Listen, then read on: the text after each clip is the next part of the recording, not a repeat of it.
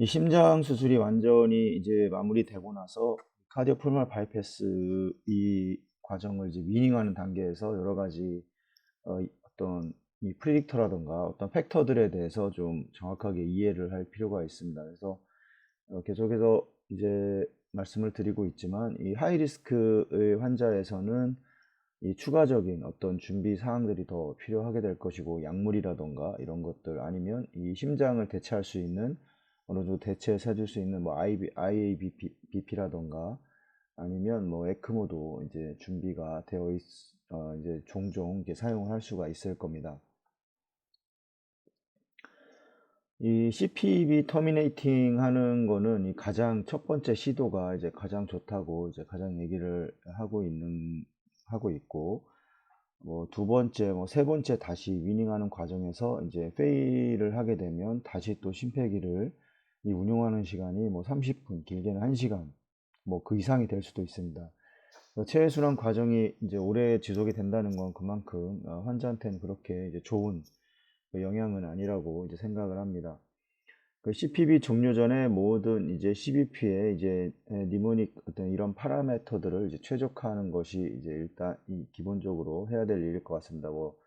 A 라인이라든가 아니면 뭐 CBP의 그 라인이 모든 라인들을 다 이제 뭐 이제 지로잉을 한다고 보통 얘기하는데, 다시 기준점을 맞춰서 시작을 하는 게 좋고, 그다음에 이제 T를 보통 이제 시작을 하고 T를 이제 확인을 하고 공기도 확인을 하고 할 겁니다. 그러면 여기서 이제 과정에서 심근의 어떤 그런 영향이 잘 뛰지 않는다거나 그렇다면 이제 이노트롭을 이제 시작을 해야 한다고 하고 있고, 이 밀리논의 이제 선제적인 사용은 이제 심장 수술 중에 또는 수술 후에 이제 심장 기능을 이제 향상시키는 것으로 이제 나타났습니다. 그 밀리노를 거의 루틴으로 아마 이제 대부분 사용을 하게 될 겁니다. 이 환자가 이제 어떤 마지나란 이런 이 상태에서는 이제 밀리노를 이제 볼러스로 이 어떤 인퓨전 없이 이제 볼러스로 주는 것만으로도 이제 충분하다고 이렇게 얘기를 하고 있고, 만약에 그 페리페랄이 완전히 뭐 A라인의 이제 어떤 댐핑이 이제 보통 라디알 아테리에 이 카테타가 들어가서 이제 이 ABP를 측정을 하게 되는데, 물론 이제 피모랄이 들어가 있으면 이 라디알과 피모랄 아트리알이 같이 들어가서 동시에 이제 압력을 측정하는 게 가장 좋다고 생각을 합니다. 라디알의 경우에는 이 페리페랄이기 때문에 어떤 여러 가지 페리페랄이 완전히 풀리지 않은 경우에는 이제 라인이 댐핑이 되는 이런 거를 읽지 못하고 위닝을 하게 되면 이제 심장에 많은 볼륨이 들어갈 수가 있고, 그렇게 되면 또 여러 가지 문제를 일으킬 수가 있기 때문에 이 레디알보다는 더 이제 피모랄 아트리알은 더 크기 때문에 이제 댐핑이나 이런 거에 큰 영향을 받지 않습니다. 그래서 동시에 보는 것이 가장 좋을 거고, 만약 이제 피모랄 아테리를 사용을 하지 않는 병원이라고 하면 이제 뭐 에오틱 루트에 들어가 있던 뭐 루트 카텐타나 이런 카테타를 통해서 이 센트럴 프레셔를 꼭 측정을 해보는 것이 이제 좋을 것 같습니다. 그 전에 이걸 측정하기 전에는 이 라디알 아테리에 충분히 이제 페리페랄이 이제 완전히 풀려서 정확하게 이제 그런 웨이브라던가 나오는지를 한번 첫 번째로 그거를 확인을 해봐야 될 겁니다. 그래서 밀리노는 볼로스로 주는 것도 이제 좋은 방법이고, 그래서 이제 저희 병원 그, 그 서전 선생님께서도 아니 페리페랄이 이제 충분히 풀리지 않았다고 생각을 했을 때는 이제 밀리논을 볼로스로 펌프에 뭐 한 앰프를 준다던가 보통 이런 식으로 해서 어, 이런 것들을 이제 해결을 하려고 하고 있습니다. 실제로 주기적으로 그렇게 사용을 하고 있고, 밀리논을 충분히 사용을 해서 이제 페리페랄이라든가 이런 걸 충분히 이 퍼퓨전이 잘 될 수 있도록 해줘야 이제 될 겁니다. 이스케믹 프리컨디셔닝과 이제 포스트 컨디셔닝이라고 보통 제가 얘기를 하는데, 이건 솔직히 저희가 뭐 하고 있는 건 아니지만, 이 프리컨디셔닝이라고 하는 거는 이제 심장은 이 로우 레벨 이스케믹 스트레스에 반응하게 되고, 이 추가적인 이스케믹 인저리에 대해서 좀 더 이제 어떤 저항성을 가지게 됨으로써 이제 좀 더 견디는 능력이 이제 증가를 하는 겁니다. 그래서 이거는 뭐 인텔 오퍼레이티브와 뭐 프리에도 할 수가 있는데, 이스케믹 이제 프리컨디셔닝과 이제 포스트 프리컨디셔닝의 경우에는 이제 혈류 및 어떤 뭐 이 산소 이 공급 부족으로 인한 어떤 그다음에 뭐 다른 장기의 손상을 이제 예방하는 어떤 그냥 테크닉입니다. 어떤 기술인데, 일단 이스케믹 이제 프리컨디셔닝은 이제 어떤 반복적으로 이 짧은 에피소드로 이스케믹 에피소드가 이제 마이오카디움에 이제 그런 이제 영향을 주게 되고, 그 다음 이제 어떤 이스케믹이 있을 때 이 자체적으로 이제 프로텍션이 좀 어느 정도 되는 이런 기술이라고 이제 할 수 있습니다. 그래서 뭐 이런 것들을 이제 시행을 이제 하는 경우는 이제 저희가 하는 건 아니지만 이제 이런 방식을 이제 할 수도 있고, 여기에서 이제 이날레이셔널 이제 에이전트로는 이제 이소플루란과 이제 시보플루란이 이제 가장 많이 이제 연구가 되어져 왔고, 이거에 대한 영향이 이제 많이 연구가 되고 있습니다. 이는 CPB 이제 시작 후 이제 에올틱 크로스 클램핑과 이제 카디플레지아 이제 주입 전에 1에서 2.5에서 2.5 이 용량에서 5분에서 이제 10분 동안 이제 약제를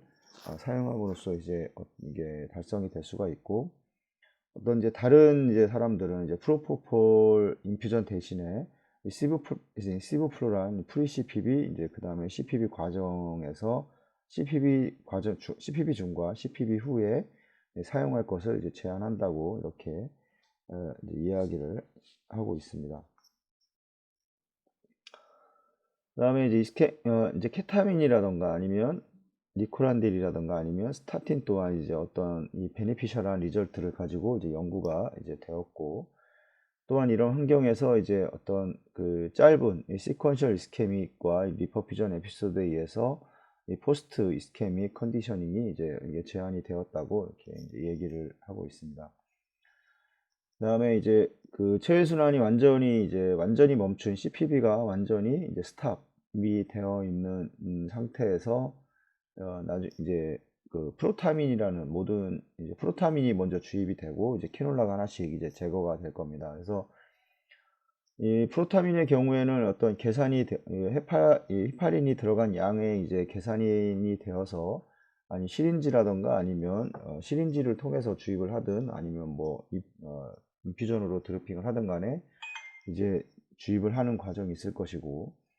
여기서 중요한 거는 이제 프로타민은 이제 너무 일찍 체외순환이 운영되는 과정에서 이제 사용되는 것은 이제 정말 치명적입니다. 저도 이런 경험이 한 번은 있었는데, 다행히 이제 위닝하는 과정에서 이제 마취과 쪽에서 어떤 그 공지 없이 프로타민이 들어가면서 이 모든 라인이 클롯이 되는 과정을 한번 경험을 한 적이 있습니다. 그래서 그 직전까지도 ACT 값이 뭐